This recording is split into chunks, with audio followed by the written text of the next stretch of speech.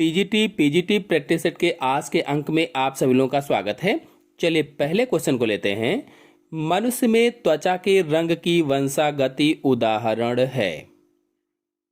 सोचिए और बताइए कि कौन सा ऑप्शन सही होगा। यदि आप लोगों ने अभी तक हमारे चैनल को सब्सक्राइब नहीं किया है तो सब्सक्राइब जरूर कीजिए और वीडियो को अपने दोस्तों में शेयर जरूर कीजिए और लाइक जरूर कर दीजिए। तो इसका आंसर सही होगा डी, बहुजीनी वंशागति, पॉलीजेनिक इनहेरिटेंस होता है। आपको बता दें कि ऐसे जीन जिनका अकेले प्रभाव कम होता है, यानी वो जब अकेले होते हैं तो उनका प्रभाव कम होता है, लेकिन समूह में होते हैं तो अधिक प्रभाव दिखाते हैं, उन्हें ही बहुजीनी कहा जाता है और इनकी वंशागति को बहुजीनी वंशागति कहा जाता है। नेक्स्ट क्वेश्चन है, उच्च वसन आरक्षित वायु का आयतन होता है। उच्च वसन यानी एक्सपायरेशन होता है, मतलब फेफड़ों से जो वायु बाहर निकलती है उसको उच्च वसन कहा जाता है। सोचिए और बताइए कौन सा ऑप्शन सही होगा।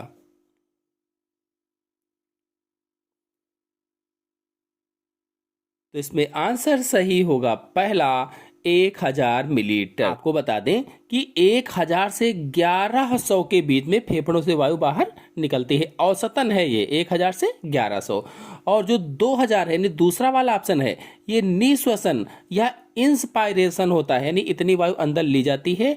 और जो 4000 लिखा हुआ है ये जैव क्षमता होती है। और जो 5000 लिखा हुआ है ये क्या है, तो ये फेफड़ों की क्षमता टोटल होती है। नेक्स्ट क्वेश्चन है, रासायनिक उद्विकास के फलस्वरूप जीवन की उत्पत्ति की सही प्रकार की व्याख्या की गई है अथवा जीवन की उत्पत्ति के संबंध में सर्वाधिक उपयुक्त जैव रासायनिक वाद प्रस्तुत किया गया था।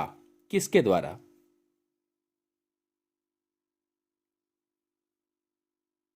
सोचिए और बताइए कि कौन सा ऑप्शन इसमें सही होगा।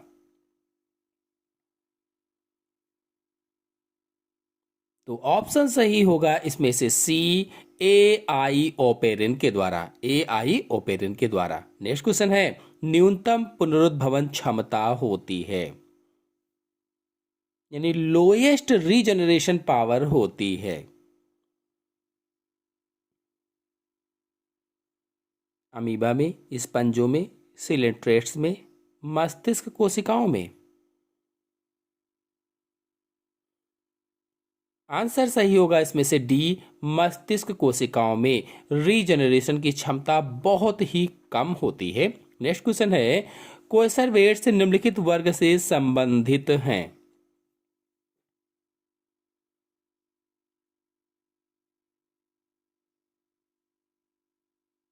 तो आंसर सही होगा इसमें से डी, लिपिड कला द्वारा घिरे हुए आणविक पुंज से। नेक्स्ट क्वेश्चन है, मेडुला ऑब्लिगेटा उत्पन्न होती है। मेडुला ऑब्लिगेटा उत्पन्न होती है।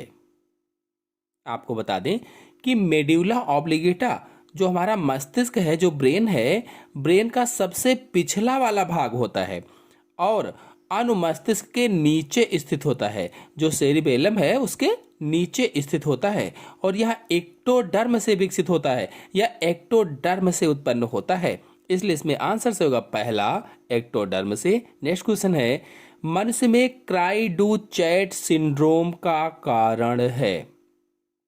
अगर आप लोग क्राइडुचैट सिंड्रोम पर वीडियो देखना चाहते हैं या किसी भी सिंड्रोम पर वीडियो देखना चाहते हैं तो चैनल में अपलोडेड है, जाकर के देख सकते हैं। फिलहाल यहां आपको बताना है, मनुष्य में क्राइडुचैट सिंड्रोम का कारण है।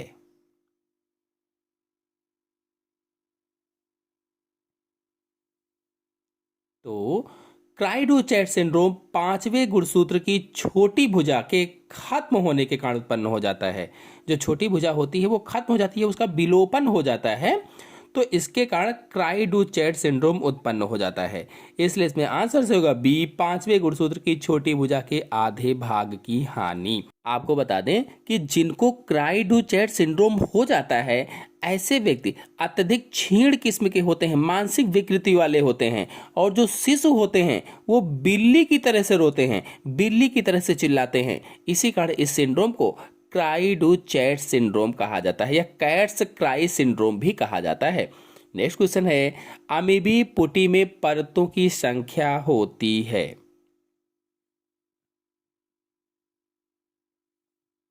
एमेबॉइड सिस्ट में लेयर्स की संख्या बतानी है। आपको बता दें कि अमीबा में बहुविखंडन तथा बीजाणु भवन द्वारा प्रतिकूल परिस्थितियों में पुटी भवन के पश्चात अमीबी पुटी बनती हैं, जिसमें 3 परतों का निर्माण होता है। इसलिए इसमें आंसर सही होगा 3B वाला। नेक्स्ट क्वेश्चन है, जयो घड़ियों से संबंधित ग्रंथि है। जयो घड़ियों से संबंधित ग्रंथि का नाम बताना है। तो जो पीनियल ग्रंथि है, पीनियल ग्रंथि के द्वारा मिलेटोनिन नामक हार्मोन स्रावित होता है, मिलेटोनिन, और रुधिर में इस हार्मोन की सांद्रता द्वारा एक दैनिक चक्र उत्पन्न हो जाता है या दिन रात का चक्र उत्पन्न हो जाता है, और यह जनतों मतलब जो गोनट्स होते हैं, कहने का मतलब है जो वृषण होते हैं, और अंडाशय को भी नियंत्रित करता है। इसलिए आंसर से होगा डी, पेनियल ग्रंथि। नेक्स्ट क्वेश्चन है, सशक में किस प्रकार के दंत अनुपस्थित होते हैं। जो खरगोश होता है उसमें किस प्रकार के दांत नहीं पाए जाते हैं। तो मैंने दांत वाले वीडियो में आपको बताया था कि दांत मुख्य रूप से 4 प्रकार के होते हैं, कृंतक, रदनक, चमड़क और अग्रचमड़क। पूछा गया सशक में किस प्रकार के दांत नहीं पाए जाते हैं। तो इसमें से जो कैनाइंस हैं, जो रदनक हैं, ये दांत सशक में नहीं पाए जाते हैं। और अगर सशक का दंत सूत्र पूछा जाता तो 2033 बटे 1023 गुणे 2 बराबर 28। इनमें रदनक दांत नहीं पाए जाते हैं। नेक्स्ट क्वेश्चन है, श्वसन का नियंत्रण केंद्र है। श्वसन का नियंत्रण केंद्र कौन सा है।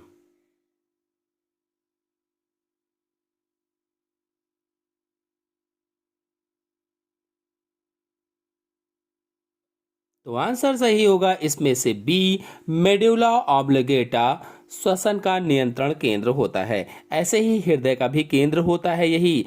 ऐसे ही वाहिका चालक या वासोमोटर केंद्र भी होता है, मतलब रुधिर वाहिकाओं का संकुचन वाला केंद्र भी होता है। लारीय केंद्र भी होता है, यानी सेलेवरी सेंटर भी यही होता है। नेक्स्ट क्वेश्चन है, स्पंज अभिलक्षित होते हैं। स्पंज अभिलक्षित होते हैं। आंसर सही होगा इसमें से डी, उपरोक्त सभी। नेक्स्ट क्वेश्चन है, निम्नलिखित में से किसकी अनुपस्थिति में वसाओं का पायसीकरण नहीं होगा। यदि आप लोग पायसीकरण नहीं जानते हैं क्या है, तो आपको बता दें कि पित्त में उपस्थित पित्त लवण वसा बूंदों को उनका पृष्ठ तनाव घटाकर अनेक छोटी छोटी बूंदों में तोड़ देते हैं। इसी प्रक्रिया को वसा का पायसीकरण कहा जाता है या इमल्सिफिकेशन कहा जाता है। तो इसका आंसर सही होगा सी, पित्त लवण। नेक्स्ट क्वेश्चन है, तंत्रिका आवेग के चालन के दौरान पुनर्ध्रुवण होता है या रीपोलराइजेशन होता है।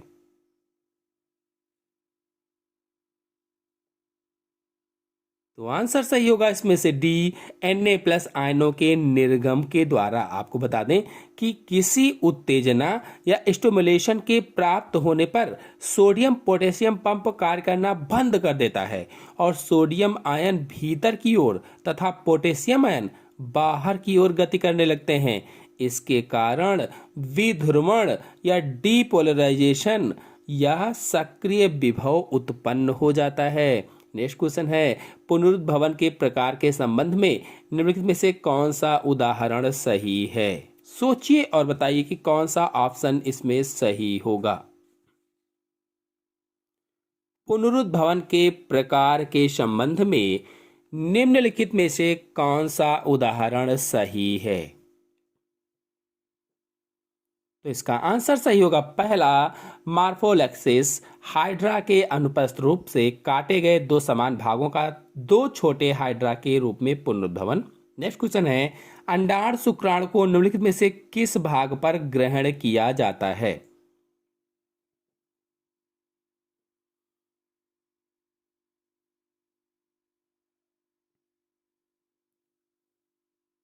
तो आंसर सही होगा इसमें से पहला, सक्रिय ध्रुव पर या एनिमल पोल पर। अब अगर आपके मन में प्रश्न हो कि सक्रिय ध्रुव क्या है, तो बता दें कि अंडाणु का वह भाग जिससे ध्रुवीय का या पोलर बॉडीज निकलती हैं और शुक्राणु को ग्रहण करती हैं, सक्रिय ध्रुव कहलाता है।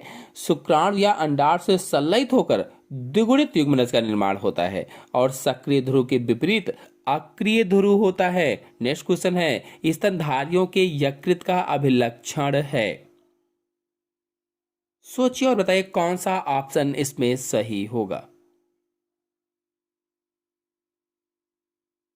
आंसर सही होगा सी, गिल्सन संपुट तथा कुप्फर कोशिकाएं। नेक्स्ट क्वेश्चन है, निम्नलिखित में से कौन उड़न रहित पक्षी है? उड़न रहित पक्षी यानी उड़ ना पाए ऐसे पक्षी का नाम बताना है। तो देखिए, जो शुतुरमुर्ग है ये नहीं उड़ पाता है, ईमू भी नहीं उड़ पाता है, कीवी भी नहीं उड़ पाती है। तो इस तरह से आंसर इसमें सही होगा डी, ये सभी उड़न रहित पक्षी हैं। नेक्स्ट क्वेश्चन है, पॉलीकीटा में सीटी होती है। इस क्वेश्चन का आंसर आप लोग सोचकर चैट बॉक्स में दीजिएगा कि पॉलीकीटा में सीटी कैसे या कितनी होती हैं। नेक्स्ट क्वेश्चन है, मैंडिबल्स अनुपस्थित होते हैं। मैंडिबल्स किस में नहीं पाए जाते हैं? तो आंसर सही होगा इसमें से बी, घरेलू मक्खी में, हाउस फ्लाई में। नेक्स्ट क्वेश्चन है, विडर की कैनाल पाई जाती है। विडर की कैनाल, आपको बता दें कि बिडर की नलिका या बिडर्स कैनाल नर मेढक के वृक्क में पाई जाती है, नर मेढक के किडनी में, और इसके द्वारा वृषण से शुक्राणु स्थानांतरित होते हैं या वृषण से शुक्राणु जाते हैं। नेक्स्ट क्वेश्चन है, निम्नलिखित में से किसकी क्रिया द्वारा ट्रिप्सिनोजन सक्रिय ट्रिप्सिन के रूप में परिवर्तित होता है?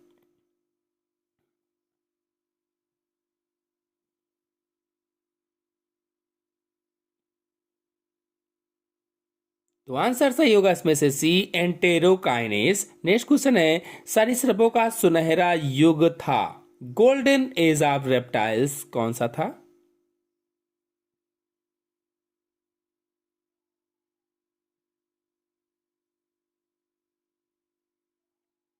तो मीसोजोइक महाकल्प सरीसृपों का युग था, मीसोजोइक महाकल्प। और जो सीनोजोइक महाकल्प है ये स्तनधारियों का युग था, स्तनधारियों का। और जो पेलियोजोइक महाकल्प है ये मछलियों का युग था, मछलियों का युग। नेक्स्ट क्वेश्चन है, दलहन उत्पन्न करने वाला प्रमुख पादप कुल है। जो दलहनी फसलें होती हैं वो किस कुल में उत्पन्न होती हैं? तो जैसे जो लेग्यूमिनेशी कुल था, मेनली लेग्यूमिनेशी कुल, और उसके भाग पैपिलियोनेशी में, यानी ऑप्शन सही होगा इसमें से डी। नेक्स्ट क्वेश्चन है, अग्न्याशय रस का स्रावण प्रेरित होता है।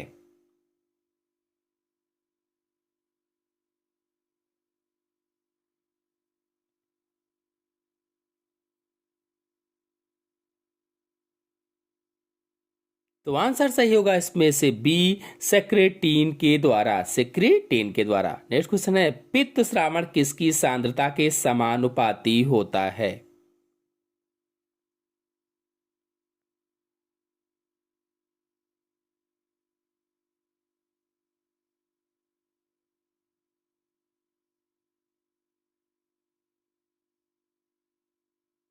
आपको बता दें कि यकृत प्रतिदिन 250 से 1500 मिलीलीटर पित्त का श्रावण करता है और पित्त में बिलिरुबिन और बिलवर्डिन नामक वर्णक पाए जाते हैं। पित्त लवण भी उसी में होते हैं, कोलेस्ट्रॉल भी होता है थोड़ा सा, फास्फोलिपिड्स भी पाए जाते हैं। तो इसमें आंसर सही होगा बी, वसा। नेक्स्ट क्वेश्चन है एक्स सहलग्न प्रभावी जीन।